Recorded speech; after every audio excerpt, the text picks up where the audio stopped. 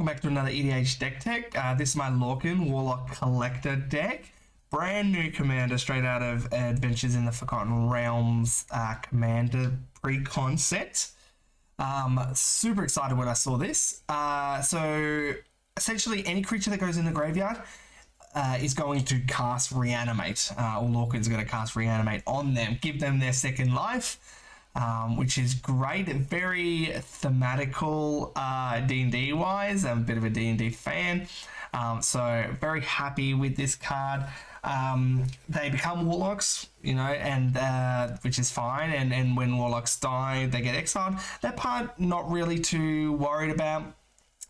It's once I get the creature and then they die, I'm kind of just okay with them being exiled. It's a bit of pseudo exile, which is kind of nice. I did think about how I might work with that effect. There is Conjurer's Closet, which I thought about, where I can basically flicker that creature and they come back under my control still as a new object. So I did think about that. Ultimately, when I tried it out, it was a bit slow and you know, I needed a bit of pieces set up first and things like that. So I didn't go down that route. Essentially, what I want to be doing is I want creatures to go into the graveyard and I want to be casting Reanimate off them, essentially, which I love.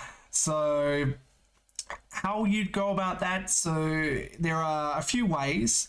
Because it's just how them going into the graveyard from anywhere, we have a lot of options. So we can do discard from hand going to the graveyard. We can do sacrifice or destroying creatures from the battlefield going to the graveyard. We can also do milling from the library going to the graveyard. And we can also do exile back into the graveyard kind of shenanigans. So I really think that Lorcan can go in many different directions. I think people will have all different kinds of Lorcan decks. They won't all look the same. So I really like that aspect of Lorcan. I also think that Lorcan provides the same thing that Tergrid supplies, but is a 7-cost commander that you can kind of see coming. It's not going to come down too early. You know, it requires a bit of setup. So yeah, it's not like Tergrid where it can come down early enough and then after that the whole game's in chaos. So Lorcan, I think, adds something that Tergrid doesn't in terms of the multiplayer game. I'm also going to be losing life because of it. So, you know, it's not something that's just, you get free value. So I do have to pay something for it, even though that's life. And in black, that's the norm. So yeah, so very happy playing this deck. I have had so far had a lot of fun with it. So we'll go through the deck. So first up is my kind of mill package. Black is not really a color associated with mill too much. So it is a lot of artifacts mills. So Altar the Brood, one of the better ones. It's 1 mana, comes down super early. Whenever permanents come under my control, I'm going to mill my opponents.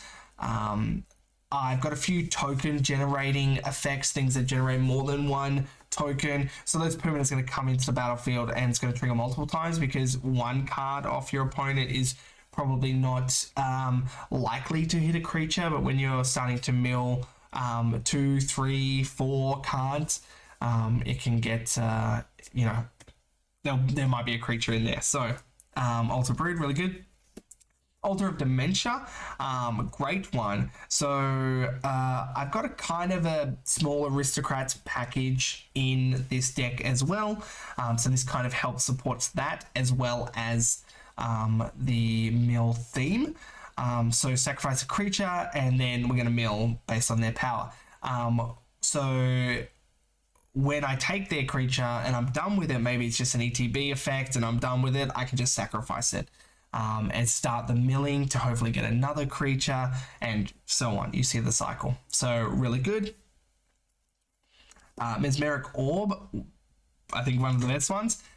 2 mana, when permanents come untapped, they're going to mill. You know, so that's going to be 4, 5, 6. As the game goes longer, it's going to be more and more milling. This does mill yourself, which is not really too relevant for us, but the main thing is it's going to be milling your opponents. and you know, you get this down before Lorcan, you're going to get a whole round of your opponent's milling, you know, by that time, 5-6 cards, and you know, you're going to be getting hits off many of those things. So as long as you're not playing I guess, a pot of spell slingers. So this one's really good.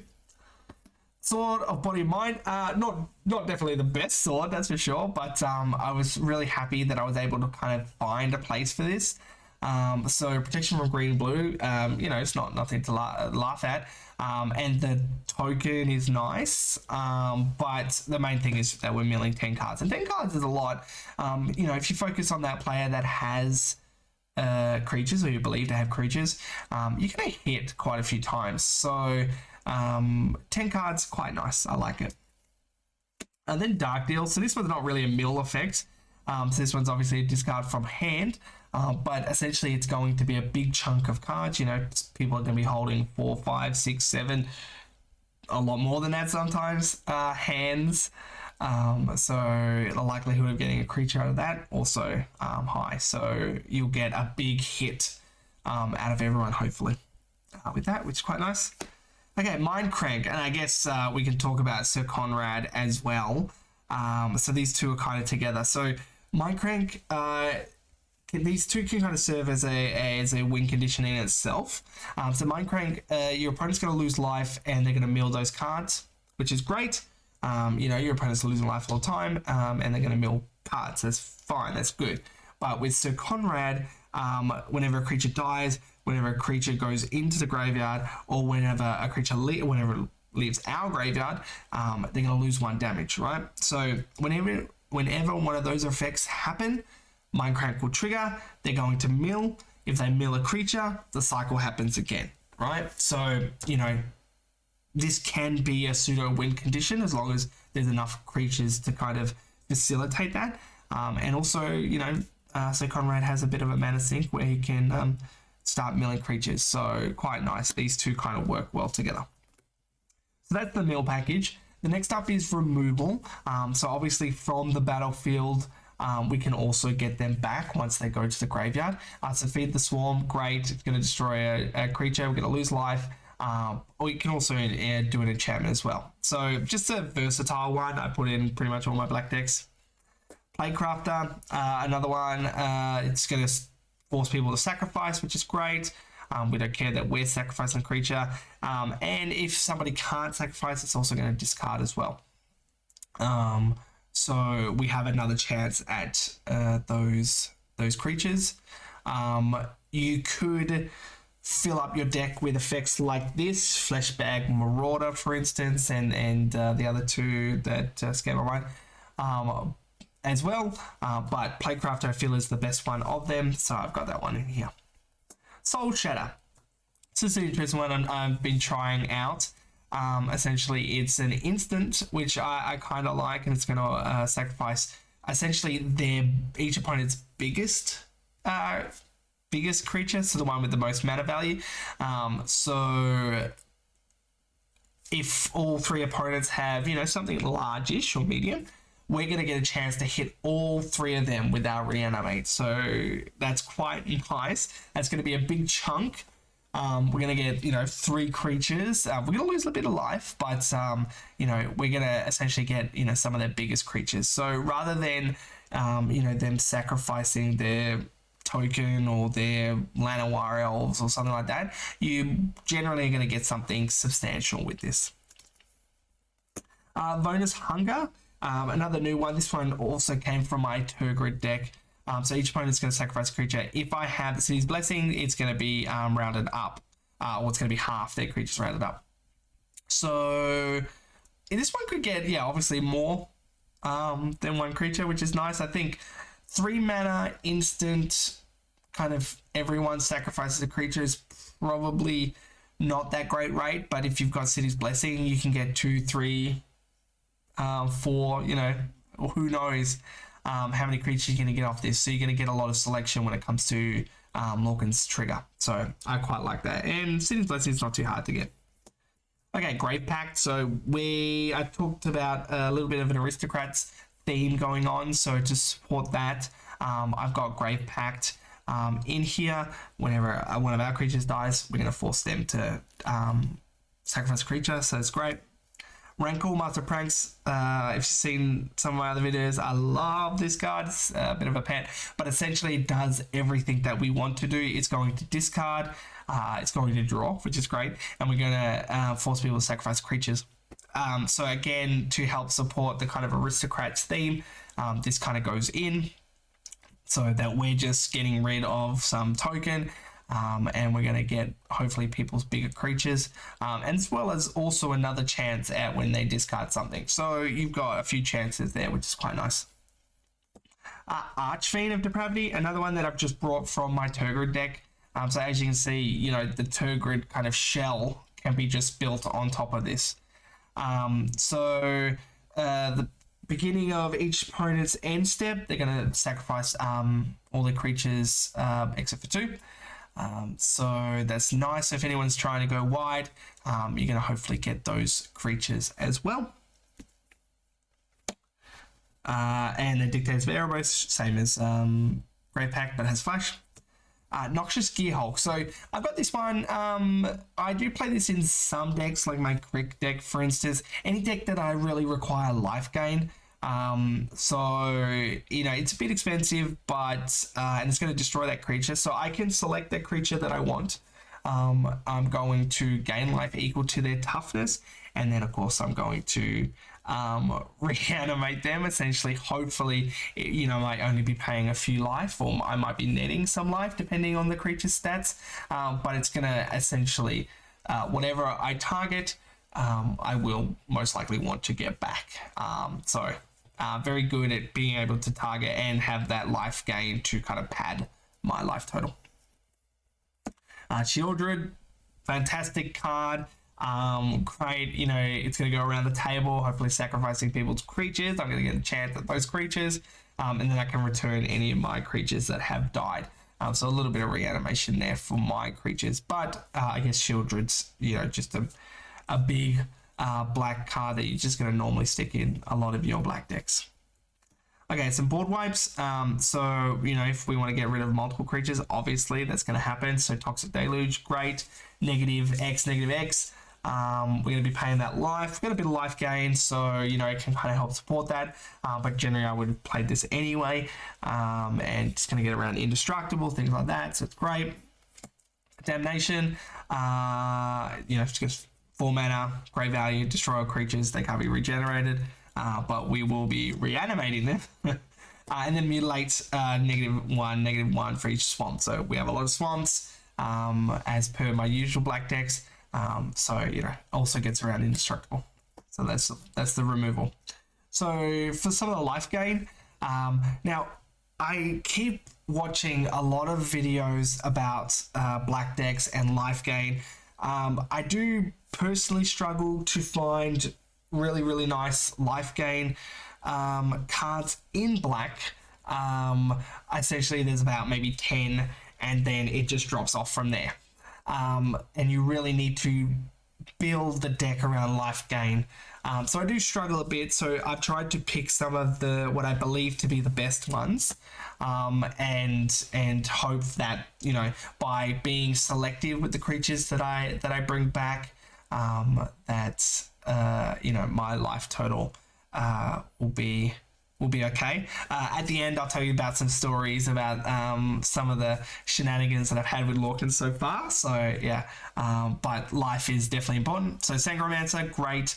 Our opponent's creatures are going to be dying because that's what we want, and they're going to be discarding cards. Now we don't have a lot of discard effects. Dark Deal's there, I think, but that's pretty much it.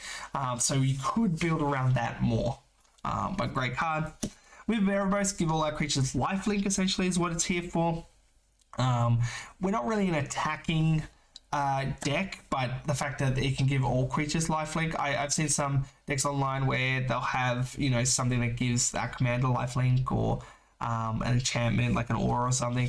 Ultimately, I probably don't want to go down those effects, but it's just nice to have giving our creatures lifelink, as well as the reanimate is quite nice on some of our own creatures. Grey Merchant of Asphodel, this one also serves as a win condition. It's going to give you a lot of life, Great card. It's pretty much in every black deck. Play it, play it, play it. We have a lot of black pips in this deck. There's a lot of 2 black mana or even 3 black mana cards in here. So, you know, Devotion is generally easy to get. Kakusho, the Evening Star. Another great one where you're just going to get a lot of life. Now, this one does require to die, which is why I kind of went down this Aristocrats kind of theme as well, in the fact that I do want a lot of things to die on my side as well. Kakusho kind of being there. I don't particularly like having Kakusho if I can't have a way of destroying it myself. So, you know, you're going to deal 5 life to everyone and you're going to gain 15. So a good chunk. When you think about it, 15 life essentially equals 15 mana when you're reanimating people's things. So, you know, those are huge creatures. So, yeah. Okay, so the Aristocrats. Basically, because Lorcan was 7 mana, I essentially wanted to be doing something beforehand. I didn't want to kind of just be spending my game setting up for this Lorcan and then Lorcan possibly dying. So I wanted to kind of have a bit of a backup theme that's not necessarily around Lorcan, but kind of does support. There's a few cards in here that are around life gain. So I kind of wanted to then work on those. So Viscera, great. Sacrifice creature, scry 1. I can sacrifice my opponents. I got a Birds of Paradise once and I didn't need. I just sacrificed it, scry. So, you know, great. Bitter Blossom. Okay. So tokens, I've got a bit of life gain. So, you know, those creatures are coming in. I'm going to lose life, hopefully have some life gain to get it back. But essentially I'm just creating tokens to help to sacrifice. So Bitter Blossom, great. Dreadhorde Invasion, you know, a worse Bitter Blossom. And the lifelink off the zombie token, sure, it could become relevant. But usually I would have sacrificed it by then. Okay, so life gain Aristocrats. So when I was looking at life gain, how do I build life gain into this Lorcan deck? I essentially went down to Blood Artists and Zulaport Cutthroat, which I also have. And I was like, okay, these are 2 cards that I want, but they don't really work with Lorcan because, you know, I'm not really killing creatures on my side. I am killing my opponent's creatures, but I'm also milling some of them and discarding some of them, so it's not really that relevant. So I did want to kind of go down the path of having a Aristocrats kind of theme to kind of help support this, as well as get our life gain going. So, you know, this can be a bit of a win condition in that you have to target a player, but yeah. Zulaport Cutthroat, this one works for all opponents, but again, it's getting our life total. So then to support that, Ashnod's Altar, we've got a 7 cost commander. Ashnod's could be quite nice to get that mana ramp. Another life gain effect, so Ayara First Unlock Lane. Really great. I've been liking Ayara more and more that I play. I didn't really play her a lot until maybe a few months ago when I had built a deck around her, and then I was like, wait a minute, this might work in other decks. So whenever a black creature comes under our control, all our creatures will be black. We're going to get that trigger, which is nice. If our opponents have black creatures, they're also going to work, but you know, the warlocks that come back are not necessarily black. So we may not get effects off our opponent's creatures coming in. But when those Bitter Blossom tokens come in or the Dreadhorde Invasion tokens come in, we can just, you know, we get that 1 life and our opponents lose 1 life, and then we just get rid of that token and just do it all over again. And we're drawing a card when we sacrifice that black creature. So we can't sacrifice our opponent's non-black creatures, which is relevant. It has come into play, but it's still quite nice. Ophiomancer, great card, has Snake has Death Touch, really deters people. We can sacrifice someone every turn and get a new snake. I don't have any other snakes in this deck, so unless someone can give us a snake, we're going to get that token each turn. Fantastic. Phyrexian Altar, again, we have a 7 mana cost commander. Phyrexian Altar is going to help us to get there. Just sacrificing those Bitter Blossom tokens, for instance. Disciple Bolus. I don't normally play this in kind of like an Aristocrat style deck, but it does help us to gain life and draw X cards. So I think that's going to be nice value. I think I might do this on my opponent's creatures. At the moment, I haven't had a chance to do it on anything big, but say, you know, you get one of your opponent's big creatures, I can just sacrifice it to gain life, essentially null and voiding that loss of life, and then draw cards off of it kind of when I'm done. You know, maybe there's a big into the battlefield effect, and you know, then I can just get rid of it. So yeah, I like this one. Pitiless Plunderer. So just because we've got this Aristocrats theme going, we've got a very expensive commander. We want to kind of get there. So this one just helps to kind of facilitate that. Yawgmoth, Threat Physician, just a great sack outlet. You know, it's got the -1/-1 counter, which can be relevant. You're paying life. It's only 1 life, which is fortunate. We've got some life gain. We're going to drawing card. We don't really have anything for the proliferate, but the sacrifice outlet's just great. Okay, Tempest Start. Love this card. I've been putting this in more and more decks as well. It's going to create those tokens which we can sacrifice. It's a draw 2 cards. I don't think I'll ever +1 Lorcan unless I really had to. I haven't yet, but it could be possible, it could be relevant. But essentially, you know, when we have a Bitter Blossom token, we can just +1 it and get that card value. And the -10 really scares people. So it really changes people's views away from your Lorcan and more on your Planeswalker. So very nice. Liliana Dreadhorde General, just one of the best black Planeswalker, if not the best. Whenever a creature you control dies, we're going to draw cards. It's going to happen a lot. This also includes, this does not include your Warlocks because they will not die because you'll be exiled instead. So you're going to replace that effect. But, you know, when I was building this, I'm like, okay, how do I kind of help this out as well? Because there was a few cards that I'm just like, okay, I really want this card in there. You know, what works with this, that kind of Aristocrats theme just really works with it. And, you know, we're getting tokens and we're sacrificing people's creatures. So we're going to get them back. It's just really good. And then we have some, you know, creatures that we're going to recur ourselves. Not necessarily tokens, but just creatures that can come back to help support those Grave Pact, those Dictative Erebos effects. So Reassembling Skeleton, fantastic. It's going to come back for 2 mana. That can be done at instant speed. Nether Trader, Haste, Shadow, usually not relevant. The Shadow is relevant in that you can get in, but it's only 1 damage. But essentially, you know, you can bring it back if you're just paying much. So quite nice. And then Bloodghast, also great. Landfall, it's going to come back. So just great kind of sack fodder. Okay, so draw. So we'll need a lot of draw in this deck. A lot of it is around creatures dying. So again, then that's not really going to affect your Warlocks because they will have the replacement effect instead. But it is around the creatures that we have. So that's why, again, I went with the kind of Aristocrats theme. So, you know, Skull Clamp's great. It's going to, those Bitter Blossom tokens, Dreadhorde Invasion tokens, yeah, you're just going to get 2 cards. Really great value. Knight's Whisper, pretty much put it in every black deck. Just 2 mana, draw 2, lose 2. Great.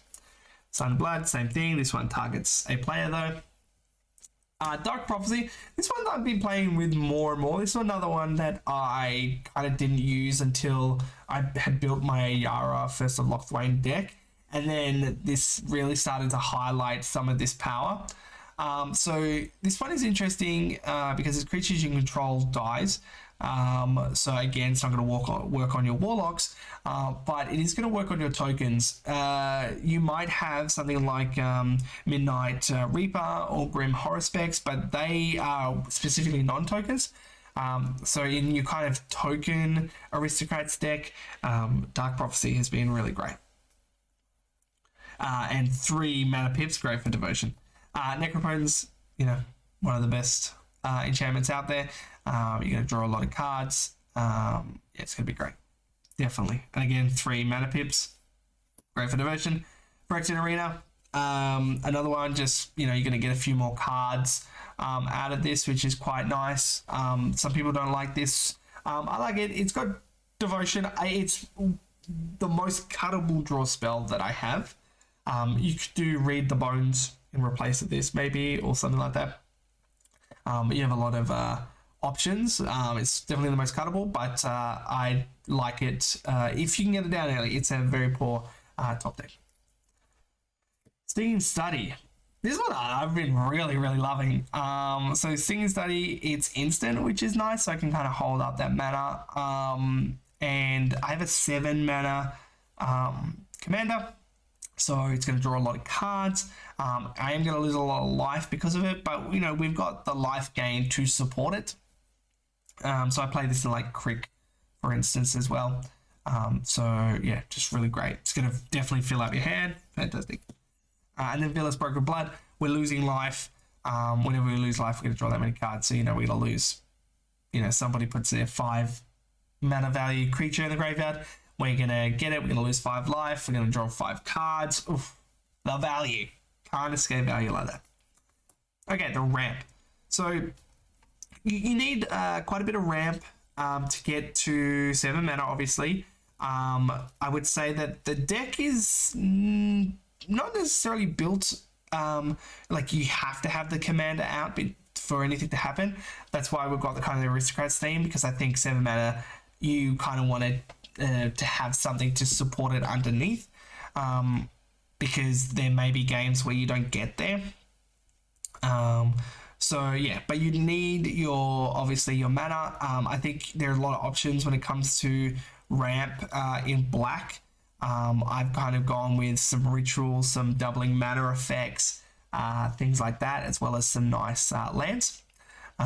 So yeah, but you know, you could do things like Cage Sun as well, and those other mana doublers are fantastic. So a lot of options, but Dark Ritual I really like, obviously. Soul Ring, great. Arcane Signet, really good. Cabal Ritual, just kind of like a redundant Dark Ritual. You will be milling yourself. You'll be sacrificing creatures, so the threshold can be achieved. Felwar Stone, great. You know, black's a popular color.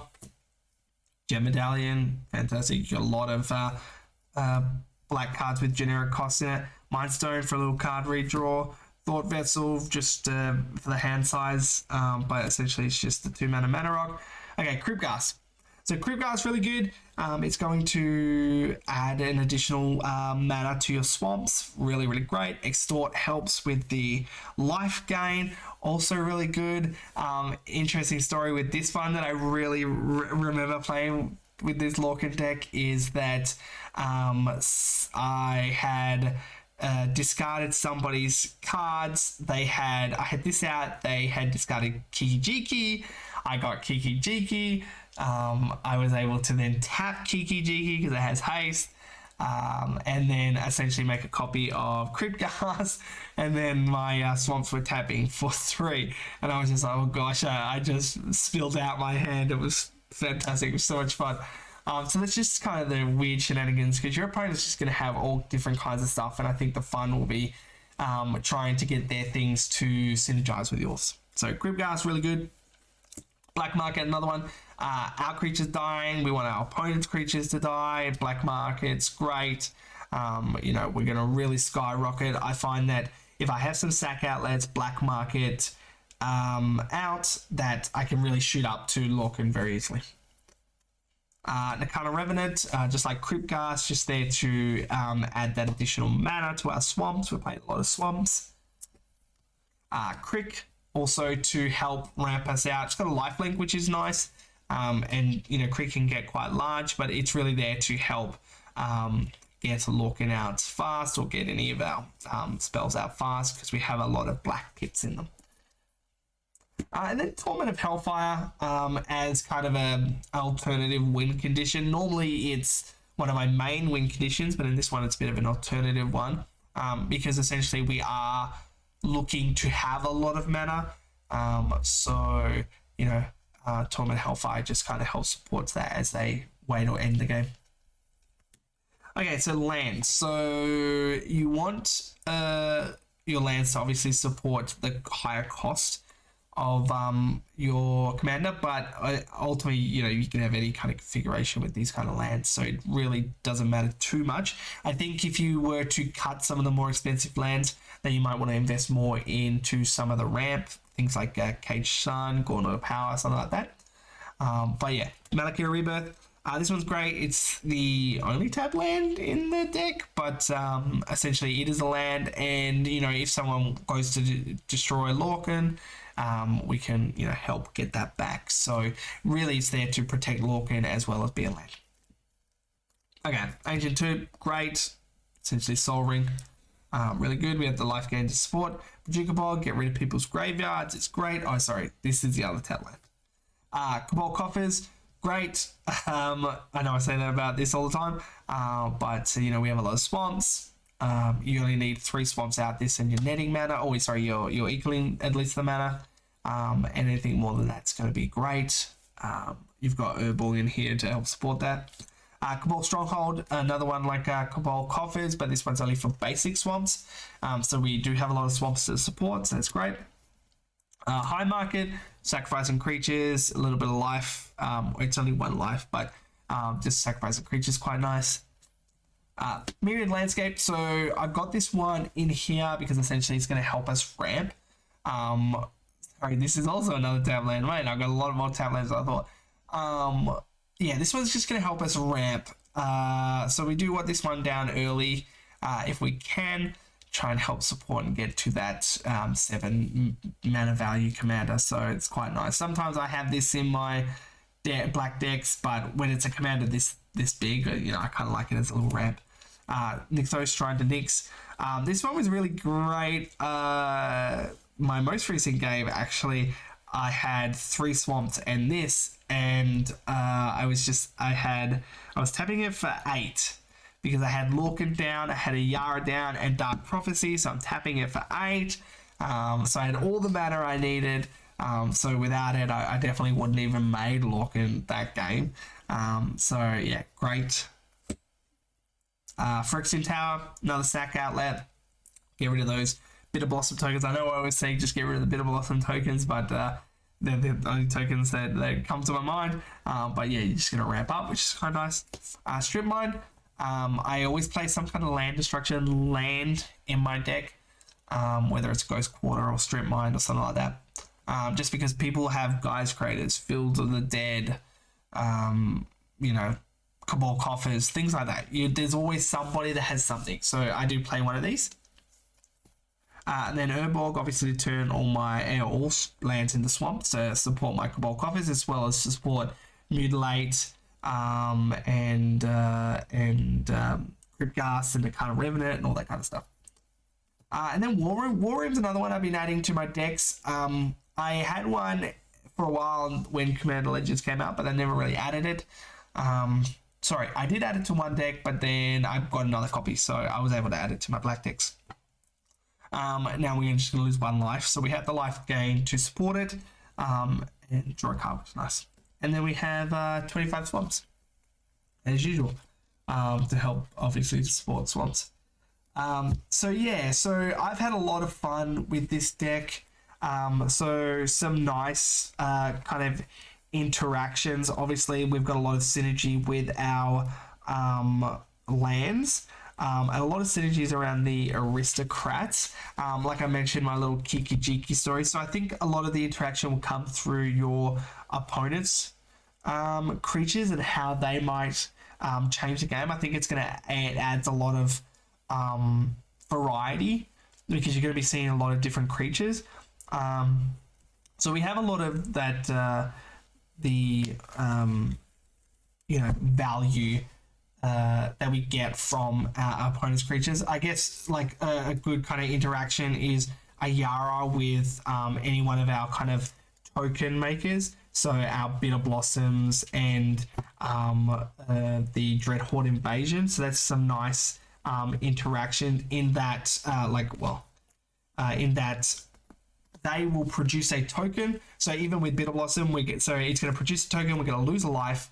But then it's a black creature, so it's going to come in and we're going to gain life. So that's just a nice kind of net neutral. So we never have to worry about this kind of this really affecting us in any way, especially with Bitter Blossom and this Amass Dreadhorde invasion, because we're losing life, but they are black creatures, so we're going to be netting life. So I've kind of liked this kind of interaction where we're just constantly getting creatures. If I can sack the Ophiomancer snake every round with the Yara, then we're going to be netting 3 life, and all our opponents are going to be losing 3 life, as well as whatever effect like the Phyrexian Altar and things like that we're going to get off of that. Maybe it's Viscera, where we're going to scry 1 each time. So just kind of those incidental effects, and then you also have, I guess, Sir Conrad and Mindcrank, which is also great. So that's a backup win condition. Grey Merch of Asphodel, and then Torment of Hellfire, as well as just swinging in with opponents' creatures. I love hitting them with their own stuff. So yeah, I think the best play was my Kiki Jiki Crypt Gas one. I've got all different kinds of things. Birds of Paradise was a nice one to ramp into. I think I was missing 1 mana, but without the birds, I wouldn't have kind of got to my play, which was nice. I got a Spore Frog once. That was it. That was kind of interesting. You only really get one go at it, because you will exile it, but it is nice to kind of blank my opponents swinging out at me. So that was really good. So I've had a lot of fun with this deck. I think you can build it in all different kinds of ways. So I look forward to seeing how people build it. I know this one doesn't seem to be as popular as some others. So I look forward to seeing how it goes. Thanks a lot. See ya.